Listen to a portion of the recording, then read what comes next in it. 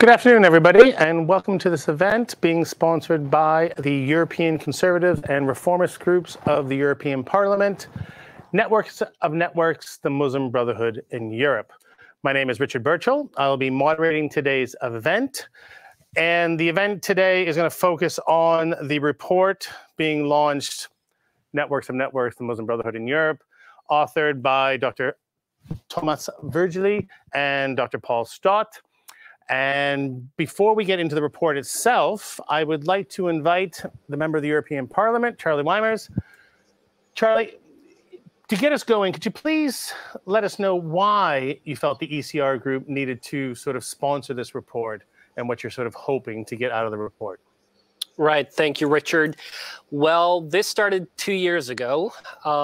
In 2019, I ran for the European Parliament, and I promised my constituents to fight Islamism, whether violent or non-violent, in all its form, as it stands for sharia, parallel societies, bad treatment of minorities, and so on. So when I came here, me and my team, we looked into the facts and the figures. What is the European Union doing on this? And because I knew that back in Sweden, there was a substantial funding of organizations with connections to the Muslim Brotherhood milieu. And I gathered that this problem probably existed here in Brussels as well. And I was concerned to see that, yes, funding was going during the last term to these kind of organizations. So I was elected to the Civil Liberties, Justice and Home Affairs Committee, and we had the honor to be visited by Commissioner Skinas, who was then recently appointed Commissioner for the European Way of Life. So I took the opportunity to ask him what he thought about this. My question was whether he, as the Commissioner for promoting the European Way of Life, could guarantee that in the future EU funding will only be granted to organizations and groups that accept European values, and that funding will not be granted to associations that try to undermine our European way of life. And the Commissioner responded, and I quote, "On the question of our ECR colleague, on the link of financing with extremists, there I also have to be very clear that the United European Commission does not finance extremists. On the contrary, we have a very strong oversight and audit of our financing interventions. And if you have evidence, and this is key, if you have evidence to the contrary, I will be very interested to have it." That's why I reached out to scholars such as Tommaso, such as Paul, to see whether they could put their expertise into use to research on European Union funding of Muslim Brotherhood associated organizations within Europe, outside Europe. And on behalf of my constituents, I want to thank you both for producing this great report, and also you, Richard, and Professor Koopmans, for taking part in this discussion today. Okay, great. Thanks for that background. Now, obviously in the discussion, we already have a pile of questions and specific issues we have to address. The most important one from my experience in dealing with issues of Islamists and the Muslim Brotherhood is the facts and evidence. And that's why I thank the report authors for providing us with detailed facts and evidence. This is very important to the discussion. However, going back to the Commissioner's response on not funding extremists, we all know we are in a bit of a difficult space here in defining who is an extremist and who is not. Hopefully in our discussions today, we can draw some of this out. From my personal perspective, my professional perspective, when an individual or a group possesses an ideology that denies others, denies the human status, the human dignity of others, and because of that, they start taking hostile actions towards them. Hostile actions are not necessarily violence. Hostile actions can be outspoken criticisms or denunciations or condemnations. Then we're moving into extremist space. Now, it is a very gray area. We do have to work through it. We do have to clarify, and I hope the report and other activities will provide us with the evidence as to what's going on. But I think you hit the most important point. I'd ask you just sort of to emphasize this a bit more. When we're talking about the European Union area, we're talking about European Union values. We hear a lot about that. And again, I know it's a discussing point.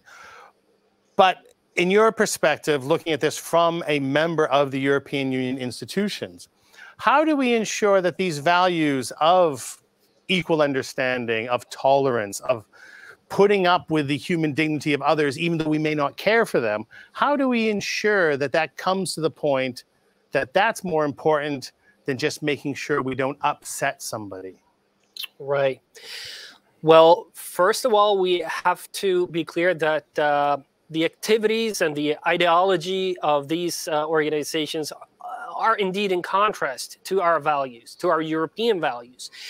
The question that should be posed to those administering funding to these organizations is, are you willing to let the values of these organizations, different treatment of women and men, sharia law, lower the age of marriage and so on, do you wish them to be part of the EU values? Because as long as you are legitimizing them, funding them, they are indeed part of the EU values, not European values. That's a different thing, but EU values. And the Commission needs to answer to that. And I think what we need to do is to educate legislators. We need to educate bureaucrats, because, I mean, only few weeks ago, a Muslim Brotherhood related organization, FEMISO, which was founded by the Swedish young Muslims who no longer get any funding because of extremism back in Sweden. They were funded by them 2 weeks ago. They were given standing ovations in the European Youth Assembly in Strasbourg, which European Youth event, and that's a lack of knowledge. So we need to do that. Education, stop legitimizing, stop funding. Okay. Now on that, I want to move to the authors of the report. Paul, thanks for joining us virtually, and Tommaso we have here in the studio with us. Both of you are well-known experts in this area. Again, as I said, thank you for the report. There's some extensive information in here. But one thing I want to sort of start us off with is, I know we use the term Muslim Brotherhood in most of these debates and discussions. It's not just in Europe, it's around the world. But you guys make very clear in the report that you're talking about Islamists as well. And that's an important distinction to bring into this debate and discussion. So Paul, if I could please, could you give us your impressions in writing this report and what you see as some of the key issues going forward in addressing the influence of Islamists in the Muslim Brotherhood along the lines that Charlie has already opened up for us? Well, first I'd like to just bring a little bit of clarity, if I may, in terms of the definition which you were just mentioning there. And I think there's three different elements that we're talking about when we talk about the Muslim Brotherhood. The first is a small number of exiles in many European countries who will openly say they are from the Muslim Brotherhood. And these are often people in exile from countries like Egypt and Tunisia who are campaigning on issues to do with those countries. The second aspect, and this is one that we really only know a comparatively small amount about, are those who are meeting privately as sworn-in members of the Muslim Brotherhood, often in private meetings which are invitation only. And it's probably only in recent years that detail of those types of meetings have started to emerge, very often from former members.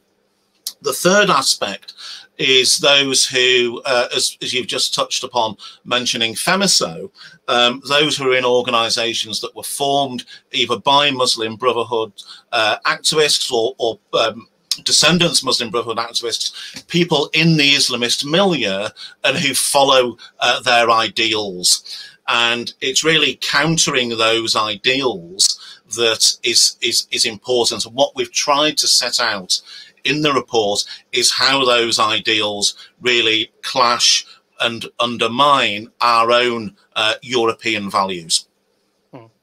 Could you give us a bit more on how you view the ideals and how those ideals are contrary to the European values? What particular ideals are we looking at that brings this milieu, these different groupings, these different sort of types of Muslim brotherhoods and Islamists together?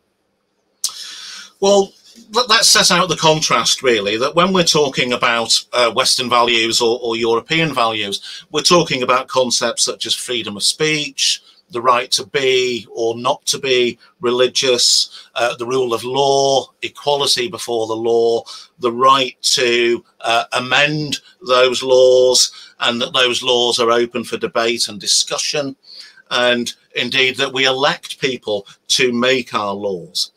Islamism is a rival ideology.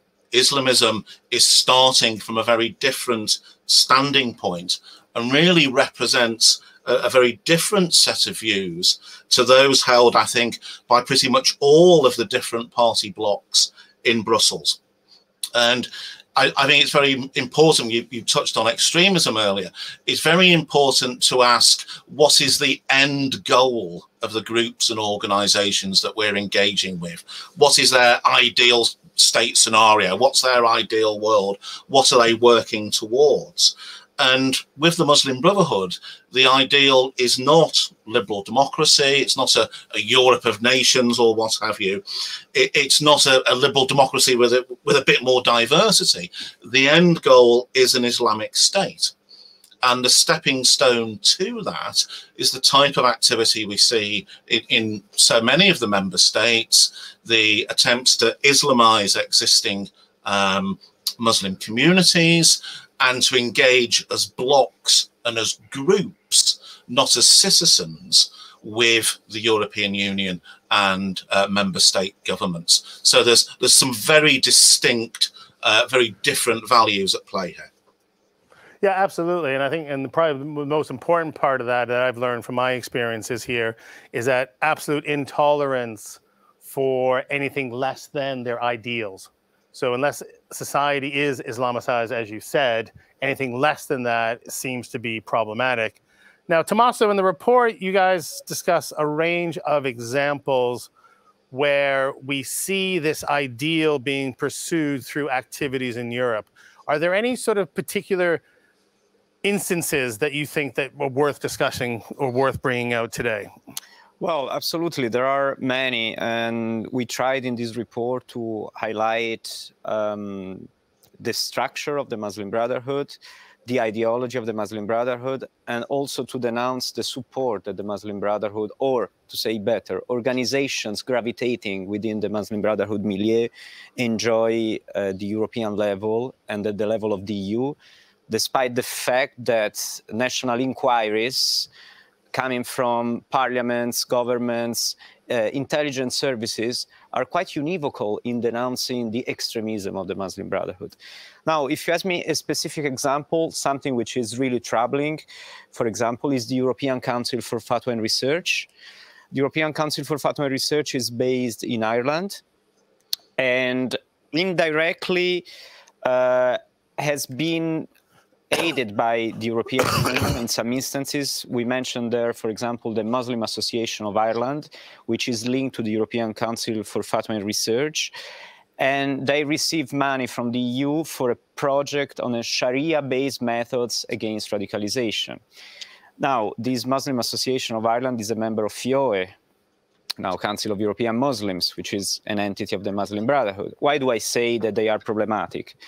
There are fatwas from the European Council for Fatwa and Research that call for death penalty for apostates, for instance, or that state clearly that women must obey their husbands. They mention the right of the husband to hit their women, the obligation of women to wear the veil.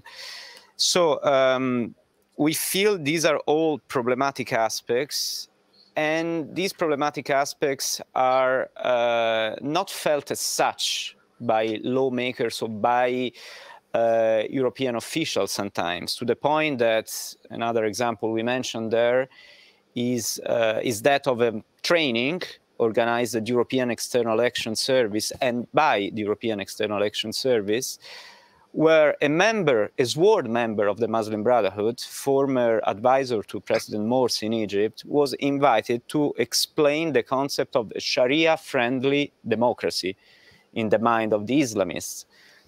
This is problematic in our view. Another problematic example is the financing to the Islamic University of Gaza. We are speaking of an organization that has been defined by Reuters a Hamas cultural symbol.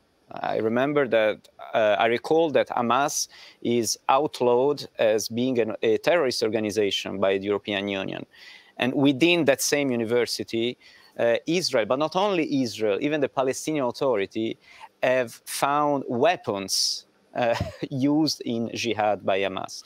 So there are many different examples that we present there and policy recommendations that we give in order to stop this type of support to Muslim Brotherhood organizations.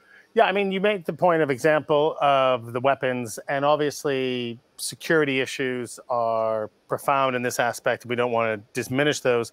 But equally, as we've been discussing in our earlier conversations, and this comes through, I feel, in the report as well, it's this atmosphere that's created by some of these Islamist views of the sort of dominance that's given to their ideology and their worldview.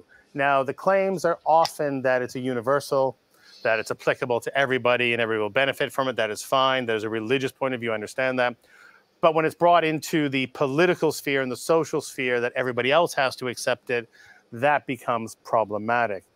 Now, Ruud, I would like to move to you at this stage and your experiences in dealing with issues of migration and integration. How are we seeing the influence of this Islamist ideology on the ground? How is it impacting our societies? Well, I think a recent example is not from the European Union context, but from the Council of Europe context, shows how influential the Muslim Brotherhood and other Islamist organizations are. It's this campaign that was discussed quite extensively over the last couple of weeks of the Council of Europe, which had been developed in collaboration with FEMISO, one of the Brotherhood-linked organizations discussed in the report, in which posters were developed, which said things like, "Beauty is in diversity as freedom is in hijab," and "Celebrate diversity, respect hijab." There's an ideology here that is promoted with European money, in this case Council of Europe money, that sets a particular norm also within Muslim communities, and that promotes a very one-sided view of the religious practice of the hijab. So, I mean, it is one thing to have campaigns against discrimination of women who wear headscarves, but it's quite another thing to actively promote the hijab as a symbol of freedom, as has been done in this campaign. And that has been done in collaboration with FEMISO, with a Muslim Brotherhood-linked organization that has as an active goal sort of to promote, to normalize this kind of fundamentalist Islamist thinking within Muslim communities, and also to promote acceptance for it in the wider European community. Yeah, and I think the community messaging is quite an important dimension of all this. And I would use an example from my own research of the Islamic Cultural Center in Ireland. As Tommaso mentioned, it's where the European Fatwa and Research Council is based. They produce documentation in English. Now, I emphasize that part is because we're not going to get into a discussion about translations and misunderstandings of translations. And if we look at some of their documents, they make it quite clear that it is their understanding of Islam that is the only dimension that governs every aspect of life on earth. Now, obviously, if somebody has a religious belief system and they live their life by that religious belief system, that's not a problem. But they also go further on to say that this applies to everybody, anybody who is resident in this territory. So this is normalization element of a particular ideology that becomes problematic. Now, Ruud, I'd also like to go back to you again, though. I mean, in looking at how we should be approaching this topic, we do not want to say that we're against diversity. We can't. Part of the European values is freedom of religion and respect for others. But how are the Islamists using these values of openness, freedom of religion, freedom of speech to deny the diversity, to deny respect for others? Well, I would like to answer your question by posing a number of questions, rhetorical questions. So would the European Union subsidize a right-wing organization with 40 million euros, of which several of the leaders of that organizations have made very extreme vitriolic anti-Semitic statements? Would the European Union organize a seminar for commission staff, which is led by the communication advisor of a populist party, and in which participants are told that in spite of the lack of support for gender equality and other liberal norms, populists do accept electoral majority decision-making, and that therefore populist democracy is key to the democratic future of Europe? Would the EU subsidize a report on hostility towards Russians and other Slavic peoples written by a foundation with close links to Vladimir Putin and his party? Would the EU subsidize and invite Erasmus students from the Orthodox University of Minsk, set up by Alexander Lukashenko's regime? Or, to give you an example from one of the member states, would the German government be inviting the chairman of a conservative organization that has among its members several organizations that are directly linked to right-wing populist anti-Semitic regimes? Would it invite the chairman of such an organization to the memorial of the Kristallnacht, as happened a couple of days ago in Germany, where the chairman of the Central Council of Muslims in Germany was present at that commemoration? And it's not the first time. That has happened dozens of times. He's always there. But among the members the most important member organization is an extreme right Turkish organization, ATIP. Among its members is also an organization directly linked to the anti-Semitic Iranian regime. So if we're talking about how the European Union should deal with extremist organizations and extremist ideologies, the only thing I would demand is to not have double standards, to just treat Islamists the same way as we would treat populists and the extreme right. And that dealing is in practice very different, because all of these examples that are now rhetorically framed in terms of populists and extreme right, etc., they are in the report. That is exactly what the European Union is doing with regards to Islamist organizations that have done these things, that have said these things. That is what the German government is doing. That's probably what the Swedish government is doing. It's also what the Dutch government is doing. So let's just treat extremists of all types alike. And Paul, on that point, I want to go back to a point you made earlier, Paul, about how we're looking at almost a competition between values. And I mean, Ruud laid it out fairly clearly, I would think, at least in my perspective. But in a more general terms, and I'll come back to you in a second, Charlie, on specific to the EU, why are we seeing this as a competition amongst values? Why are we seeing the Islamists I don't know, I'm not really sure how to word the question here or the point of discussion, but we have European values of our democratic societies based on the rule of law and human rights. Why is it Islamists, these are not applicable to Islamists, I guess, in the making of policy, in these discussions in society? I think there's a couple of things to recognise. One, which I've touched on already, is that ultimately the Islamists do have different values. However, for them to engage successfully with politicians, to engage with local state representatives, they're not particularly likely to openly articulate that their end goal is something very different to what we have now.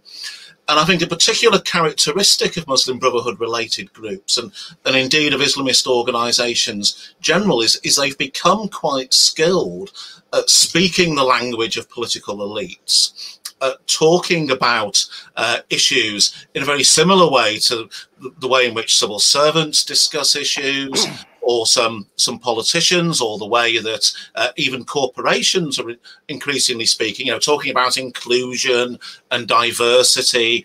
Controversies, for example, that we've seen over cartoons in different countries are increasingly not spoken about in terms of blasphemy, but instead accusations are made of racism, and we have this whole industry around the concept of Islamophobia. So I think the values discussion is absolutely central to this debate, but one side isn't playing it very openly. One side is disguising its intentions. Okay, and again, I mean, I would put to the, I go back to the Islamic Cultural Center of Ireland's, they do a document on human rights, and I'm quoting from it now, and they talk about how human rights granted by kings or legislative assemblies can easily be withdrawn in the manner in which they're conferred. The same is the case of dictators. So what they're saying is that no secular authority, no worldly authority can do issues such as human rights, rule of law. They go on to say that since in Islam human rights have been conferred by God, no legislative assembly in the world or any government on earth has the right or authority to make any amendment or change these God-given rights. So for the EU, essentially, this means their entire Charter of Fundamental Rights and Freedoms is meaningless to a large group of society. And so, Charlie, I'd like to come back to you for a minute. Based on your experiences of working in Europe, why? Why do we engage in discussions with groups that deny the very foundations upon which our European society is built? I mean, Ruud brought out a whole pile of examples of we know are no-go areas. So why do we continually engage with groups that are not willing to engage on the same sort of basic level of values? Well, primarily, I think because they are well-organized, smooth-talking professionals. They know how to put it in front of a EU politician or local councillor. They know how to run campaigns, run projects. So it's in that sense a good partner for politicians who want to throw tax money at quangos or NGOs. That's number one. And naivete is number two. I mean, they really, legislators and administrators don't know about the true nature of this organization. So that's why they keep on engaging with them and legitimizing them, meeting them at the highest ministerial level in countries such as Sweden, for instance. But there is also a fear of being accused of being Islamophobic, which is, by the way, a buzzword actively promoted by the Muslim Brotherhood. Instead, of course, which this report calls for, we should use the term anti-Muslim hatred. And I'm glad to see, I got to give the Commission that, at least, that they are primarily using anti-Muslim hatred. But the term Islamophobia is thrown around in this chamber so much that no one who's not actively going into this to fight Islamism, such as myself, is ready to take that blow. That's a big reason. Okay, and Paul, going back to you, I mean, I actually agree with you about they're not as open about their end goal, but I think we have enough evidence, enough public information out there to understand where the end goal is going. But going back to Charlie's point, I mean, why is this? And you mentioned an industry of Islamophobia building up. I mean, the same thing's happening at the global scale. Pakistan has been trying to get a UN General Assembly resolution on Islamophobia for almost 15, 20 years. Why do we continually find ourselves caught in the circular debate of somebody's being cruel to somebody else who believes in their religious beliefs, whereas, no, let's have a discussion about some of the core values going on here. Your report makes fairly clear there's a lot of information, a lot of examples out there. Why do we still seem to be running into the problem of having an open discussion on essentially the details, the facts of the implications of their worldview and their ideology? Well, I think in part because so much effort is put by the big Islamic representative organisations, both nationally and at the European level, into lobbying and discussing setting the framework for debate around the terms and the issues on which they want to fight. And so we've obviously touched on that with regards to Islamophobia and the whole debate there, the succession of reports which appear. It's very common after particular terrorist attacks that within 12, 24 hours, the debate pivots away from the motivations of the attacker or the groups onto issues around discrimination and racism, and that some activists then stay rooted in those debates. They don't want to go away from that. They talk about what they're comfortable with. And I think unless at the European level, there's a real structure and a motor on which to really focus around these much bigger debates, we're constantly going to be standing on the territory in which the Islamist organisations want us to be. So there has to be a greater degree of will, which I think does come from politicians such as Mr. Weimers and others, to really drive the debate onto the terrain that it needs to go. And Tommaso, I'll put the same sort of point to you. I mean, bringing your perspective from a variety of European countries. I mean, how are we seeing these debates being played out in diverse places like France and Italy and Germany? Well, it's interesting that, as we report here in this document, pretty much all inquiries on the Muslim Brotherhood that come out from institutional bodies in member states depict the Muslim Brotherhood as a threat, as an extremist organization. And especially, they show the harm to social cohesion that the Muslim Brotherhood brings about, and also in a sort of the extremization of the debate on Islam. There is this term that is used especially in the French debate of salafisation de l'Islam, but they speak of salafization, but it is to denote a phenomenon whereby the mainstream Islam becomes the radical, the fundamentalist Islam. And that's what's happening in all countries, and this doesn't prevent, unfortunately, these countries, as you were discussing until now, this does not prevent these countries from engaging with organizations that are seen as true representatives of Islam. And that's another issue, the issue of representativeness. So we are putting on all Muslims a hat of Islamism, which is the true Islamophobia, if you allow me to say so, because you know how many Muslims are against Islamism, against the Muslim Brotherhood. A few years ago with European Foundation for Democracy, we were involved in a project on integration of refugees. Refugees themselves, Muslim refugees, was the first one to denounce the Islamist organizations involved in different countries in the accompaniment or welcoming of refugees. And so as long as we don't understand that we need to give voice to different strands of Islam, including ex-Muslims, which are a very much persecuted minority, we are going to be trapped in the logic of the Muslim Brotherhood representing Islam. And this, just the last thing, this you can see in the Islamophobia report. The Islamophobia report that was supported by the European Union in its last edition is basically an Ikhwanophobia report. This is a report produced by SETA. Yeah, Erdogan's think tank. Yep. And you know who denounced vigorously this report that bashes whoever criticized the Muslim Brotherhood? The first to do so was a group of liberal Muslims in Germany. Because they all are lumped into this discussion. I mean, a Muslim becomes an Islamophobe is not pro-Muslim Brotherhood. That's where they're bringing us. And really, that raises a really good point about social cohesion, but also the ability to engage in policy debates with a high degree of nuance and diversity. Not everybody is in the same group.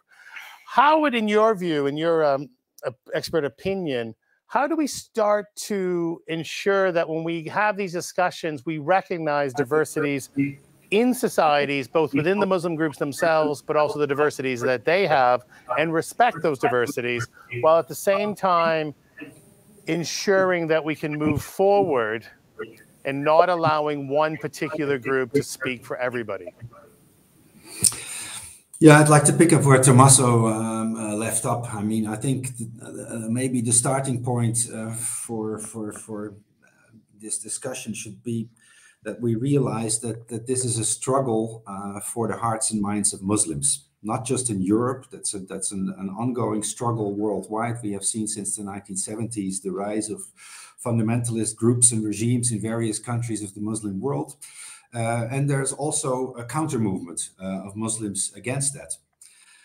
That counter movement, unfortunately, on a global scale and also in Europe, is less strong because it has fewer resources, because the fundamentalists are backed by a lot of oil money, by regimes that are in power in the Middle East, etc., that also finance Muslim Brotherhood and other Islamist groups in Europe.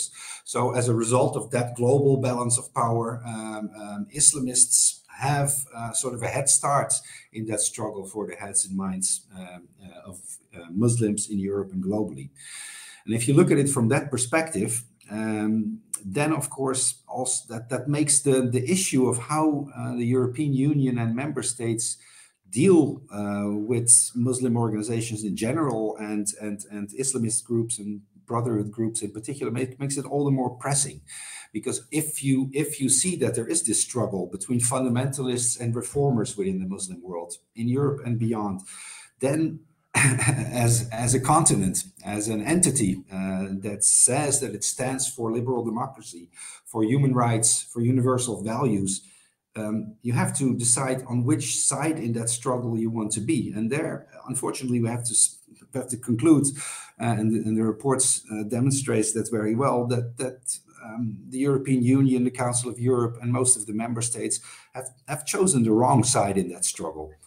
They've chosen to make those groups that are already strong because they have the backing of oil-rich regimes even stronger by granting them policy access, by granting them recognition, by granting them status, and even by giving them even more money from European and member state tax money, and thereby making the imbalance of power within Muslim communities even worse than it already is. And I think we should make a radical choice here in the name of our values. And I would like to emphasize, I don't regard those as Western values or as European values. I regard them as human rights, universal values. Liberal democracy is not something specifically European. So in the name of those values, we have to choose sides, and it means disengaging from Islamists, engaging with reformers within Muslim communities, financing those who need our subsidies and our support most because they're weak in that global struggle, and not giving money to those who want to promote their fundamentalist vision of Islam within European Muslim communities. Yeah, I mean, absolutely. And I think that you've hit the key point. You know, we use the term European values earlier because I think that's a good point of argumentation. If we're going to talk about how the European Union is funding these groups that have abhorrent beliefs, let's use the European Union's own terminology in a way and make the European Union themselves explain to us why they're willing to accept this sort of behavior. You do talk about how, you know, it is a struggle, and Paul, you mentioned this as well. So moving forward, Paul, in your view, what do we need to do to start it? Rue just laid the debate out very well. You know, particular groups have this imbalance of power because of a variety of factors, but also it has just been, I would say, laziness on the behalf of institutions and governments. They're willing to talk to one person who says they represent everybody. Very disturbing, very problematic. But moving forward, how do we ensure that the sort of counter arguments we're talking about, whereby the universal values are more important than particularized values, how do we get this discussion going? Well, I think it's absolutely vital that we take forward the arguments from platforms like this, and if you like, institutionalize them and create structures which ensures that ministers are better informed. And so, you know, we've mentioned earlier the Council of Europe controversy over the hijab. If you're dealing with an organisation such as FEMISO on the hijab, or the European Forum of Muslim Women, you are going, in effect, naked into that debate without an understanding that for some people the hijab is religiously ordained and that they will agitate on that basis. And so unless ministers are given that type of briefing, have that understanding, you're always going to get, if you like, this sort of Groundhog Day of the same mistakes being made all the time. So we need structures, I think, at the national and European level. It's interesting that there's been some developments. There was the recent conference in Vienna, which brought some ministers from different European countries together to discuss responding to Islamism and rooting that response in the concept of social cohesion, which I think is so important. But the danger is, if you just, you know, have ministers meeting once a year, you know, you rehash the same statement of what the problem is once a year. There needs to be structures that consistently take these issues forward, both at the national level and also in Brussels. Because look at what happened when the French banned one particular Islamist group, the CCIF, recently. It just simply reconstituted itself in Brussels as a pan-European organisation.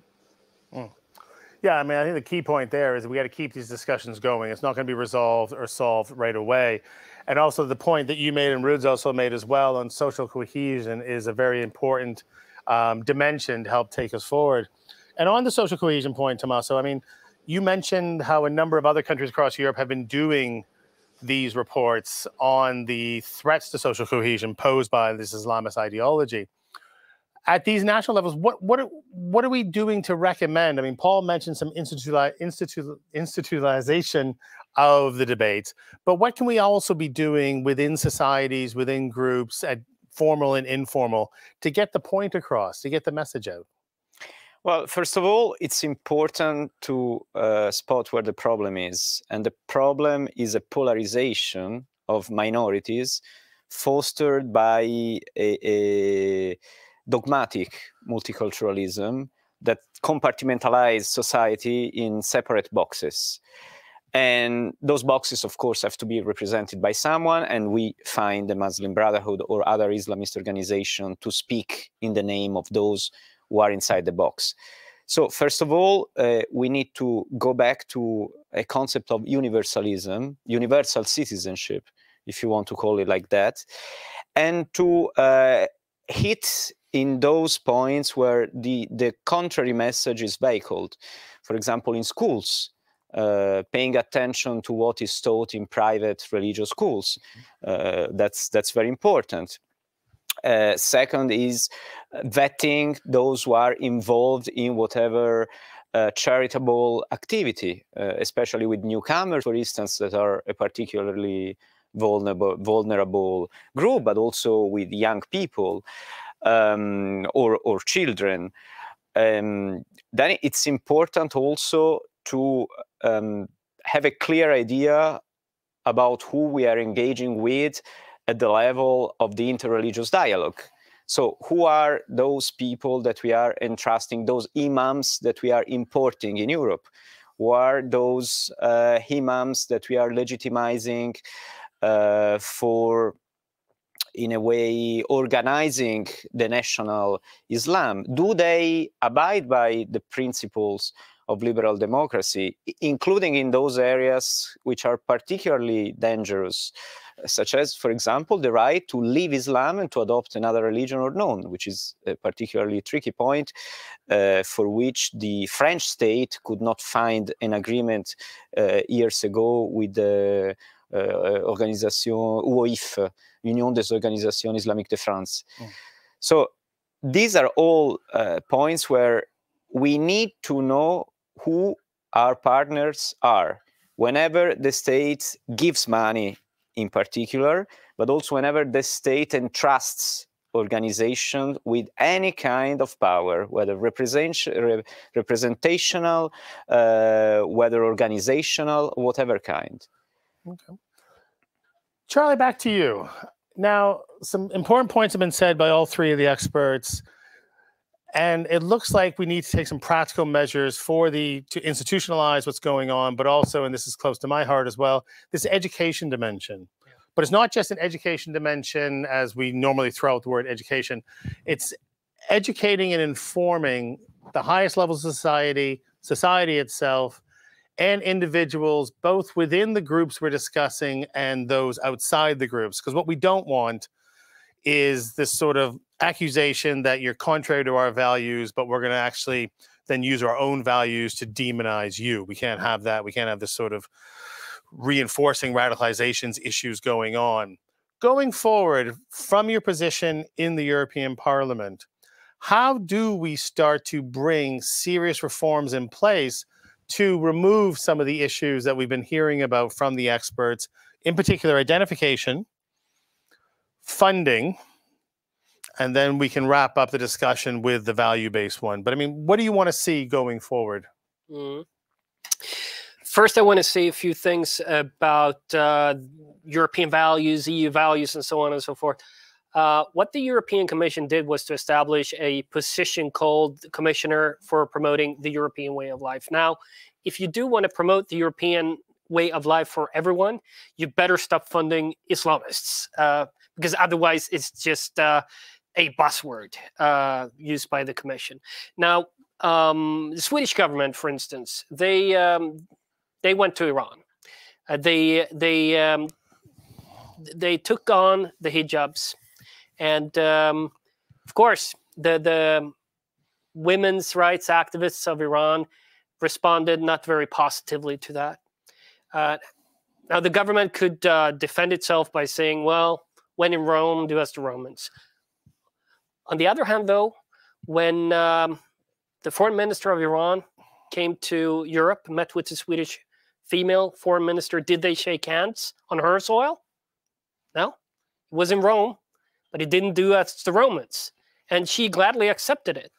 And that sent out a strong signal, all of that, to, well, the women's rights activists of Iran that, okay, we don't view these rights of ours as your rights. You're in Iran. We don't care. That's the number one signal. The number two signal was that to Islamists in Europe, that we will gladly fund projects such as Femisa's projects promoting the hijab.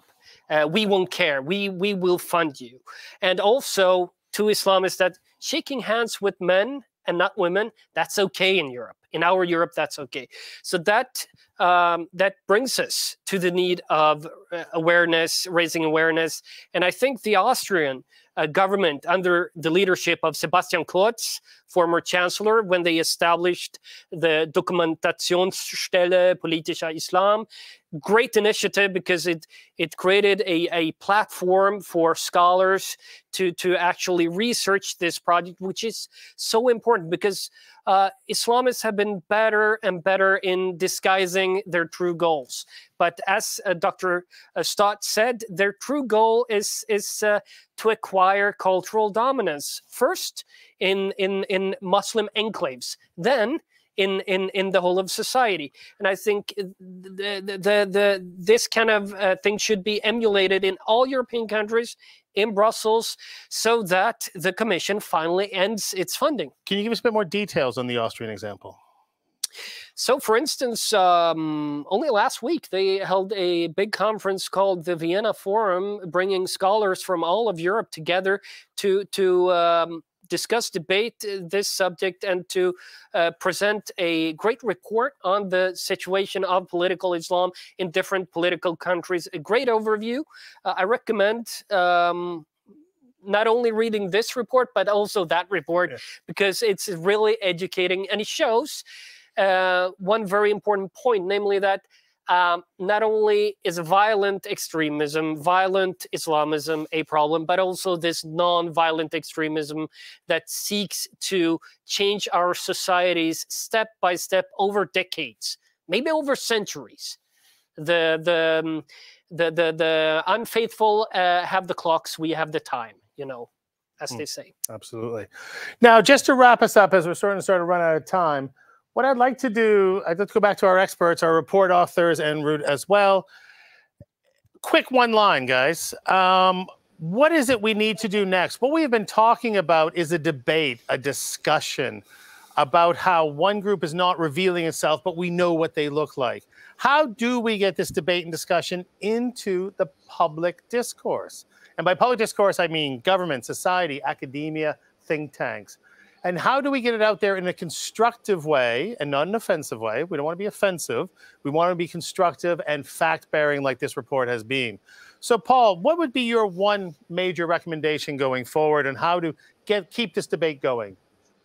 Well, we have to recognize that there's an ideological conflict here, but we also have to recognize that some of those who should be assessing and analyzing that conflict, for example, you touched on academics, a lot of academic research in this field is, I'm afraid, pretty much useless and is sometimes funded by Islamist organizations. Muslim Brotherhood related groups have funded an enormous amount of academic research, both in the UK and elsewhere. So the importance of think tanks, the importance of politicians, but the importance of those secular, liberal Muslim voices are absolutely crucial. This isn't a war between civilizations, if you like. It's a conflict within a civilization, and it's so important to say that. Yeah, I mean, in many ways, you know, it is a dispute, and a dispute not in a sort of violent way, over ideas and how we discuss these ideas. Ruud, in your view, what can we do to keep this discussion going in a constructive way?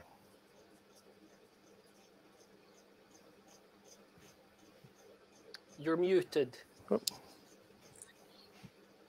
I would underline what Paul just said. I think it's very important that we view this as a struggle within Muslim communities in which until now we have been choosing and promoting and financing the wrong side. And we should actively, it's not a question in that sense, I maybe disagree a little bit with Tommaso.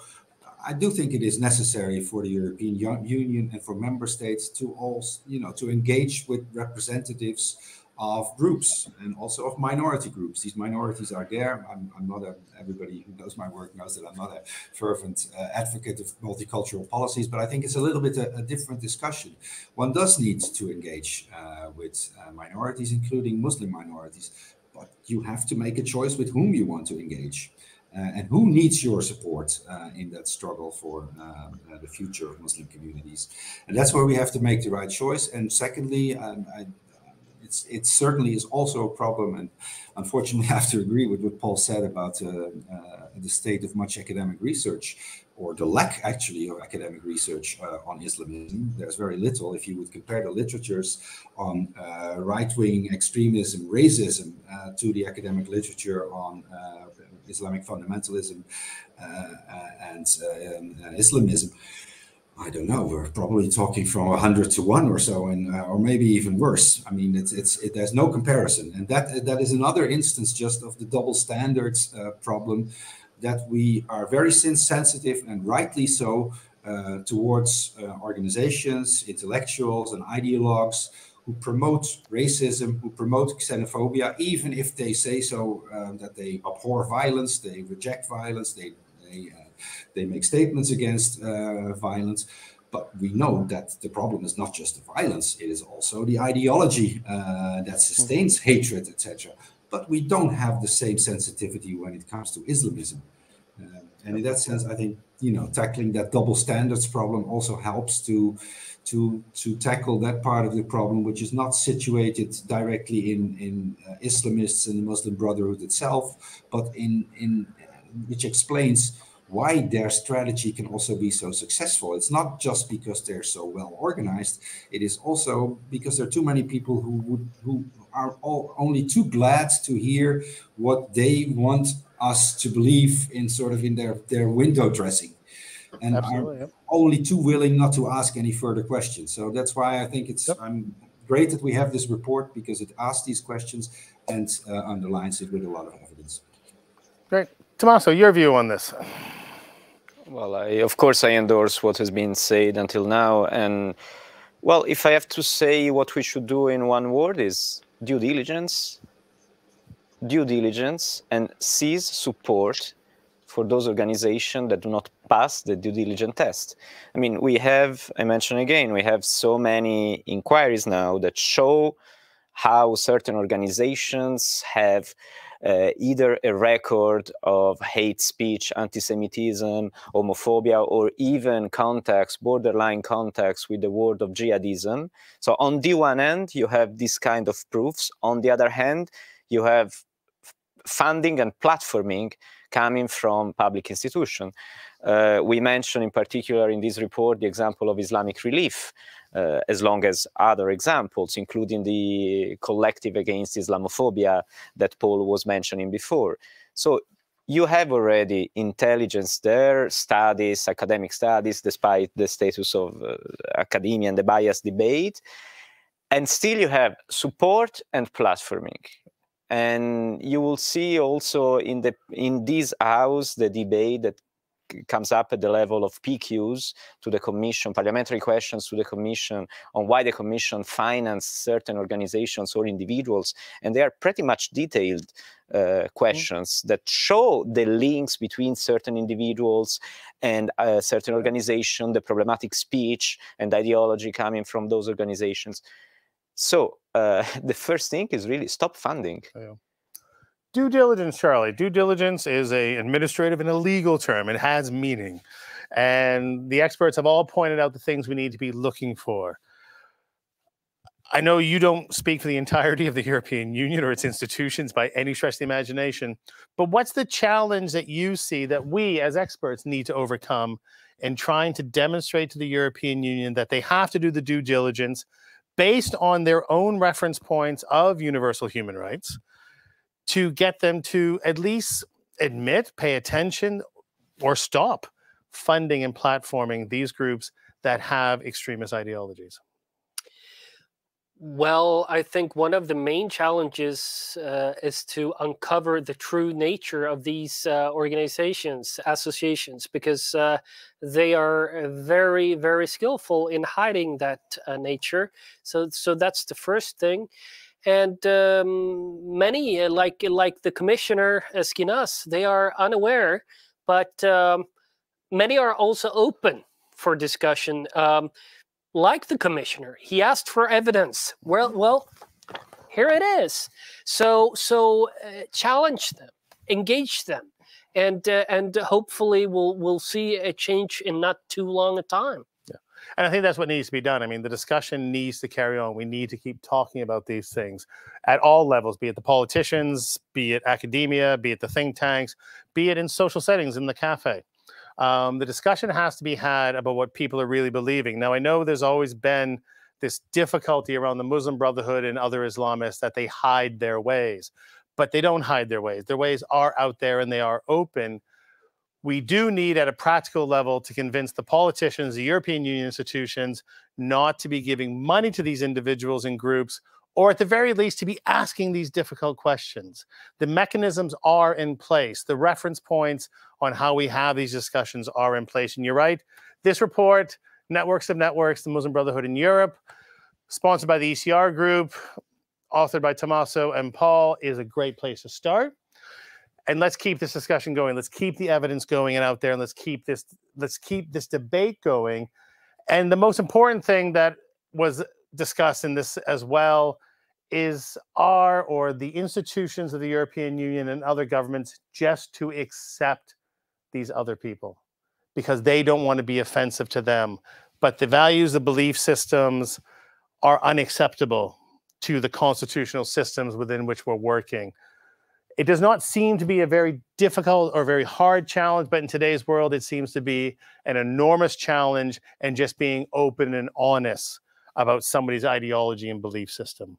And that's what we need more and more activity going. So I commend the ECR group for commissioning this report. I hope we start seeing more of this. And as our experts pointed out, there's a wide range of things we can do. But at the bottom line of all of this is more talking about this, more information, more discussion and debate. Thank you, Charlie, for hosting this event, for so much, Richard, having us all here. Thanks to Ruud and Paul for joining us by video. Appreciate your views and insights. And thank you for all of us that have following the event live.